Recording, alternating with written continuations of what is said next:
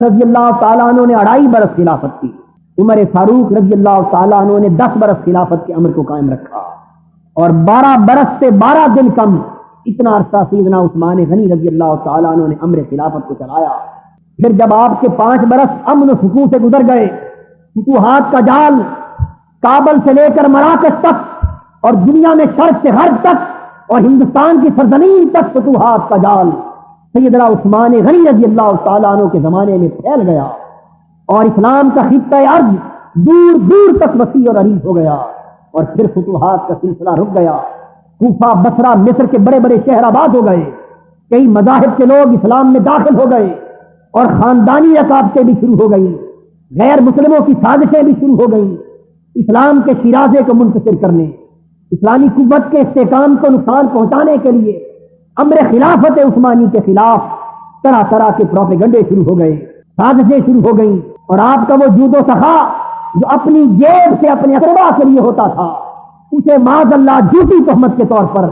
حراست کے خزانے کی طرف منسوب کر دیا گیا، اور مختلف قسم کے الزامات آپ پر تراشے گئے، جن کی صفائی حضرت علی رضی اللہ تعالیٰ عنہ نے دی، آپ کے عمال نے دی، آپ نے خود بارہا اس کی صفائی دی، اور اس طرح پھر عبداللہ بن سبا نے آپ کے خلاف ایک مکمل بغاوت کی تحریک کی قیادت کو اپنے ہاتھ میں سنبھال لیا، تو پھر ہزاروں کی تعداد میں بلوائی اور باغی شہر مدینہ کے آ کر محاصر ہو گئے۔ حضرت علی رضی اللہ تعالیٰ عنہ حضرت عثمان غنی کے مشیر کے طور پر ان کی زندگی کے آخری دن تک قائم اور آپ کے ساتھی وفادار ساتھی رہے ہیں، اور حضرت علی کرم اللہ وجہ الکریم آپ کے ان وفادار اور معتمد ساتھیوں میں سے تھے کہ جو خود بھی آخر دم تک حضرت عثمان کے مشیر رہے، اور آپ نے اپنے دونوں شہزادوں حضرت امام حسن اور امام حسین کو اپنے چچا عثمان کی حفاظت کے لیے ان کے گھر پر پہرے دار مقرر کر رکھا۔ بلوائیوں نے شہر مدینہ کا 1 مہینے تک محاصرہ کر لیا، محاصرہ اتنا تنگ کر دیا گیا کہ سیدنا عثمان غنی رضی اللہ تعالیٰ عنہ پر گھر سے نکل کر مسجد نبوی میں آ کر نماز پڑھانا بھی بند کر دیا گیا، حتیٰ کہ آپ کے اوپر پانی بھی بند کر دیا۔ محاصرہ اتنا تنگ تھا کہ بالآخر دکھی ہو کر اپنے گھر کی چھت پر چڑھ گئے۔ چھت پر چڑھ کر ان ہزاروں بلوائیوں سے خطاب کر کے فرمانے لگے کہ آؤ سنگ دلو، آؤ ظالموں، 2 باتیں آج عثمان کی سن لو۔ وہ متوجہ ہوئے، آپ نے فرمایا کہ میں تم سے پوچھتا ہوں کہ جب آقا دو جہاں مدینہ میں ہجرت کر کے آئے اور مسجد بنائی گئی اور مسجد تنگ تھی، اور بعد میں حضور کے امتی اور حضور کے صحابہ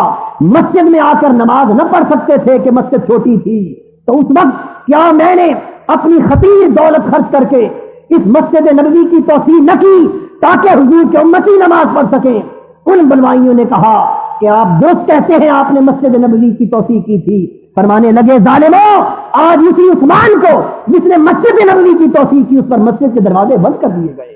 فرمانے لگے بتاؤ کیا شہر مدینہ میں ہر طرف کڑوا پانی تھا اور پینے کے لیے میٹھے پانی کی بوند بھی میسر نہ تھی، اور حضور کے ارشاد پر میں نے 35,000 درہموں پر بیر روما خرچ کر کے حضور کی امت کے لیے میٹھے پانی کا کنواں وقف نہ کیا تھا؟ انہوں نے کہا کہ آپ نے ایسا کیا تھا۔ فرمانے لگے اس کا صلہ دیا کہ آج اس عثمان پر اس مدینے کے پانی کا گھونٹ بھی بند کر دیا ہے۔ اس طرح گفتگو فرماتے رہے تاکہ کچھ حیا آ جائے، کچھ شرم آ جائے، لیکن وہ اس طرف آنے کے نہ تھے۔ عثمان غنی رضی اللہ تعالیٰ عنہ حتیٰ کہ ان سے مایوس ہو کر اپنے احباب کو منع فرما کر کہ دفاع کے لیے تلوار نہ اٹھے، گھر میں محفوظ ہو گئے۔ آپ نے نماز شروع کر لی۔ نماز کی حالت میں بلوائیوں نے اب 1 مہینے سے زائد وقت ہو چکا تھا، 18 ذی الحج کی تاریخ آ چکی اور جمعے کا دن آ چکا۔ بلوائیوں نے گھر کے اصل دروازے پر آگ لگا دی، اور اس کے بعد مڈ بھیڑ شروع ہو گئی۔ اس مڈ بھیڑ میں سیدنا عثمان غنی نے جب شور و غل سنا، نماز سے فارغ ہوئے تو فارغ ہوتے ہی محسوس کیا کہ شاید میرے ساتھی محافظت میں جذبات کی رو میں بہہ کر کہیں تلوار نہ چلا بیٹھے۔ بلا کر فرمایا کہ جاؤ، میں تم سب کو کہتا ہوں مجھے اکیلا چھوڑ دو، تم اپنے گھروں میں محفوظ ہو جاؤ، اپنی جانیں اور اپنی عزتیں بچاؤ۔ آپ کے سخت حکم پر کچھ چلے گئے، کچھ رہ گئے، اور اتنے میں پھر 4 بلوائی اور باغی سیدنا عثمان غنی رضی اللہ تعالیٰ عنہ کے گھر داخل ہوئے۔ یہ جمعہ کا دن تھا، 18 ذی الحج تھی، اور صبح سحری کے وقت اٹھتے ہی حضرت نائلہ رضی اللہ تعالیٰ عنہ سے فرمایا کہ میری زوجہ نائلہ، آج دل کرتا ہے کہ روزہ رکھوں، کیونکہ مجھے آقا نے خواب میں زیارت کروائی ہے اور فرمایا ہے عثمان آج تیری اور میری ملاقات کا دن ہے، آج روزہ رکھ لو تاکہ ملاقات روزے کی حالت میں ہو۔ اس کے بعد پھر بلوائی حملہ آور ہو گئے، کسی شخص نے تلوار چلائی، کسی نے نیزہ آپ کی پیشانی میں پیوست کیا، آپ بائیں کڑور پر لیٹ گئے،